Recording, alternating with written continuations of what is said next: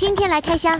然后我真的又要来吐槽了，我们的自然老师真的有够烦，东管西管，就是有一题同学不会来问我们又讲的有点久，因为他一直都听不懂。然后自然老师看到就说你们在干嘛？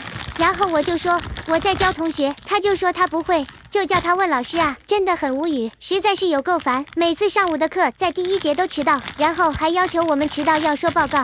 老师对不起，我迟到了，原因结果自己迟到。还说我迟到，罗对不起啦，真的有够没礼貌，而且他还是老师。好啦，就这字幕组下线。